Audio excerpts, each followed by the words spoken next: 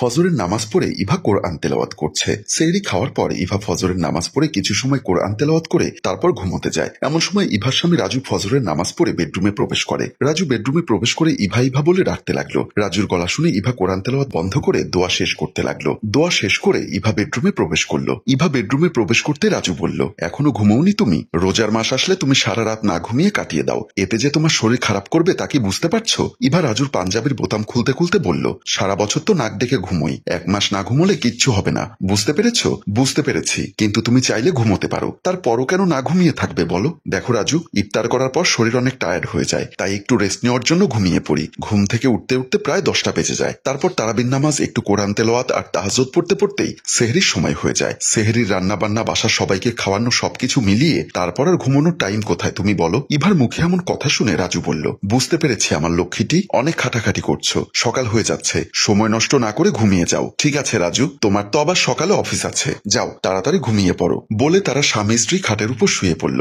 সকালে মোমিন খানের ঘুম ভাঙল হিন্দি গানের শব্দে। মোমিন খান বিরক্ত হয়ে খাটের উপর উঠে বসে চোখ কসলাতে কসলাতে বলতে লাগলো, রোজা রমজানের দিন আমার বাড়ির গর্ধবগুলোর বুঝি হেদায়েত হলো না, আজ ওদের একদিন কি আমার একদিন। বলে খাট থেকে নেমে মোমিন খান বেডরুম থেকে বেরিয়ে গেল। মোমিন খান ড্রয়িং রুমে ঢুকে দেখতে পেল তার ছোট দুই মেয়ে রেশমি আর ফাতেমা হিন্দি গানের সাথে ডান্স করছে। তাদের এমন দৃশ্য দেখে মোমিন খানের মাথায় যেন রক্ত উঠে গেল। মোমিন খান হুঙ্কার ছেড়ে বলল, বন্ধ কর তোদের এসব ফাজলামো, তোরা চাচ্ছিসটা কি? রোজার মাসে এই বাসাটাকে কি জাহান্নাম বানিয়ে ফেলবি? মোমিন খানের হুঙ্কার শুনে থমকে দাঁড়ে রেশমি আর ফাতেমা। মোমিন খানের এমন অগ্নিরূপ দেখে রেশমি আর ফাতেমা ভয়ে কাঁপতে লাগলো। মোমিন খান আবারও বলল, তোদের সমস্যা কি? তোদেরকে দিন ধর্ম বলতে কিছুই নেই? রেশমি আর ইভা মাথা নিচু করে অপ করে দাঁড়িয়ে আছে। কি হলো, কথা বলছিস না কেন? তোরা কি এখনো ছোট রয়েছিস? দেখতে দেখতে যে বিয়ের বয়স হয়ে যাচ্ছে, সেদিকে কি কোনো খেয়াল আছে? রমজানের দিন তোদের এত বড় সাহস হলো কি করে সেটাই তো বুঝতে পারছি না। আমার কেন যেন মনে হচ্ছে যতই দিন যাচ্ছে কেন জানি এই বাড়িটায় মানুষ বসবাসের অনুপযোগী হয়ে পড়ছে। বলে মোমিন খান ড্রয়িং রুম থেকে বেরিয়ে গেল। রেশমি আর ফাতেমা মূর্তির মতো ঠায় দাঁড়িয়ে রইল।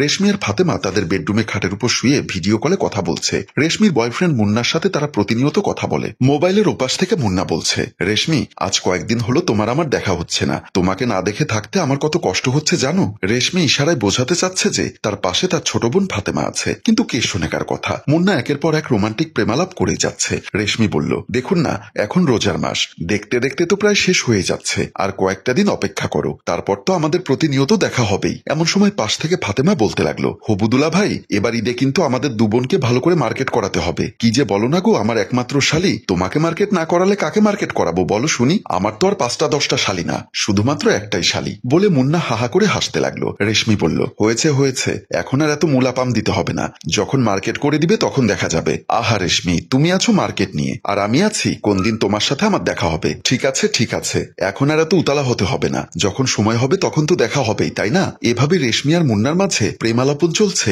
ভিডিও কলের মাধ্যমে। আর পাশে শুয়ে আছে ছোট বোন ফাতেমা। নার্গিস বেগম ড্রয়িং রুমে বসে তসবি পড়ছিলেন। এমন সময় ড্রয়িং রুমে প্রবেশ করলো রাজু। নার্গিস বেগমের পাশে বসে বলল, মা, তোমার মেয়েদের চলাফেরা একদম আমি ভালো দেখছি না, যতই দিন যাচ্ছে ততই যেন তারা ছোট হচ্ছে, মাথায় জ্ঞান বুদ্ধি আছে কিনা জানি না, দিন দিন যেন মনে হচ্ছে তারা উচ্ছৃঙ্খল হয়ে যাচ্ছে। কি বলবো বল বাবা, আমি তো আর ওদের কম বোঝাচ্ছি না, এত বোঝানোর পরও যখন ওরা বুঝে মানছে না, তাহলে আর কি করার আছে বল? কি করার আছে মানে? তুমি যদি কিছু না বলো তাহলে তারা তো দিন দিন মাথায় উঠে নাচবে। নার্গিস বেগম একটা দীর্ঘশ্বাস ছেড়ে বলল, যেখানে তোর বাবা প্রতিনিয়ত ওদের সাথে রীতিমতো খারাপ ব্যবহার করে যাচ্ছে, তারপরও তাদের হেদায়েত হচ্ছে না, নামাজ রোজা ধর্মকর্মে কোনো খবর নেই, সারা দিন ফোন ফেসবুক আর টিকটক নিয়ে ব্যস্ত, না শুনে আমার কথা, না শুনে তোর বাবার কথা। মা, আমি তোমাকে সাফ সাফ বলে দিচ্ছি, আজকের পর থেকে যদি তোমার দুই মেয়ে ঠিকঠাক মতো চলাফেরা না করে তাহলে কিন্তু এর পরিণাম ভালো হবে না। আহ বাবা, তুই মাথা গরম করিস না, ওরা এখনো ছোট, বয়স হলে দেখবি সবকিছু ঠিক হয়ে যাবে। কি যে বলো না মা, যাদের হয় তাদের বয়স না হওয়ার আগেই হয়, তোমার মেয়েদের হবে না। কথাগুলো বলে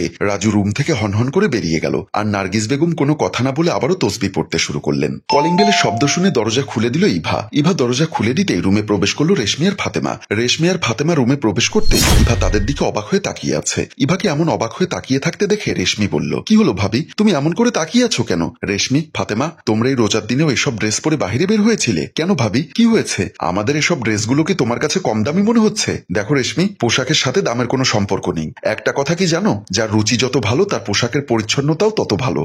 আমি তোমাকে বোঝাতে চাচ্ছি, এরকম ড্রেস পরে তোমাদের মতো বয়সের মেয়েদের বাইরে যাওয়া একদমই ঠিক না। এতে যেমন পর্দা আল্লাহর বিধানের অলঙ্ঘন হয়, ঠিক তেমনি ভাবে সমাজের অবক্ষয় ঘটে। ইভার কথা শেষ হতে না হতেই ফাতেমা বলল, ভাবি, তুমি না এখনো ওই আদিম যুগেই পড়ে আছো, এখনকার যুগের ছেলে মেয়েরা একটু আধটু তো মডার্ন হবেই, তাই না ভাবি? ইভা একটা মুচকি হাসি দিয়ে বলল, বলল, তোমাদের ধর্মের চেয়ে মডার্ন আর কিছুই নেই পৃথিবীতে, কিন্তু আমরা মডার্নের নামে যে অপসংস্কৃতির চর্চা করছি তা যেমন আমাদের ধর্মের শান্তি নষ্ট হচ্ছে, ঠিক তেমনি ভাবে সমাজে অশৃঙ্খলতার উপদ্রব বাড়ছে, বুঝতে পেরেছ? আহ ভাবি, রাখো তো তোমার এসব প্যানপ্যানানি, এই যুগের মেয়ে হয়ে তুমিও সেই ওল্ড মডেলে পড়ে আছো। বলে রেশমি আর ফাতেমা বেডরুমের দিকে চলে যায়, আর ইভা দরজা লক করে তার রুমের দিকে চলে যায়। রাজু আর ইভা বেডরুমে শুয়ে আছে। এমন সময় ইভা বলল, রাজু, তুমি তোমার ছোট বোন রেশমি আর ফাতেমার দিকে একটু নজর দাও, অন্যথায় একদিন বাজেভাবে পস্তাতে হবে পরিবারের সবার। ইভার মুখে এমন কথা শুনে শোয়া থেকে উঠে বসে বলল, ইভা, আমিও আজ কয়েকদিন ধরে এই বিষয়টা লক্ষ্য করেছি।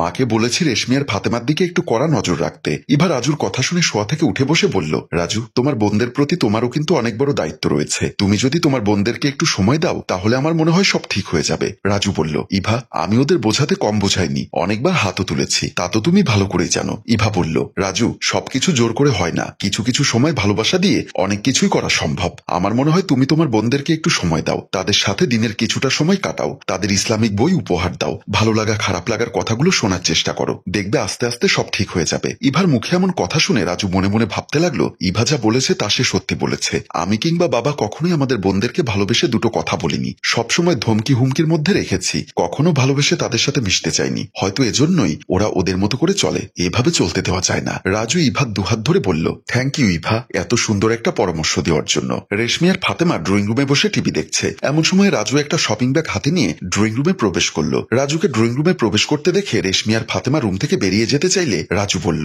দাঁড়া, তোরা দেখ তোদের জন্য আমি কি এনেছি। রাজুর ডাক শুনে রেশমি আর ইভা থমকে দাঁড়ায়। রাজুর দিকে ঘুরে দাঁড়াতে রাজু তাদের দিকে শপিং ব্যাগটি এগিয়ে দিল।